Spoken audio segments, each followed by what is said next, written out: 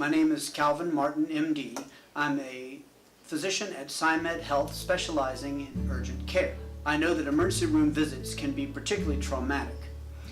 There is the emotional stress of the medical event itself, the time spent in the emergency room, which can be extensive, as well as the costs to you personally and to the healthcare system as a whole. I recently had a personal experience in the emergency room and can attest that it was not desirable. Now, to be clear, there are many reasons why you may choose to go to an emergency room for an initial evaluation of a medical problem. However, there are many occasions where medical problems can be evaluated in an outpatient setting, such as at an urgent care center, for much less time and much less cost. Today I'll be discussing broken bone injuries that can be treated in an outpatient setting versus needing to go to an emergency room for evaluation and treatment. In general, injuries of the extremities, such as the fingers, wrist, arms, legs, feet, and toes, can be treated in an outpatient setting without having to go to an emergency room. This only applies, however, if the skin is intact at the site of the injury or near it, and there's not a profound deformity of the extremity.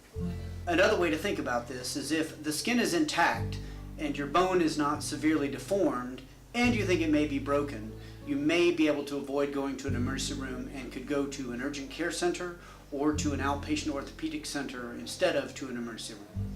Also, you would consider going to the emergency room for potential fractures of the face or the skull, as these may have more severe complications than just the broken bone, such as damage to your brain or other vital parts of your body.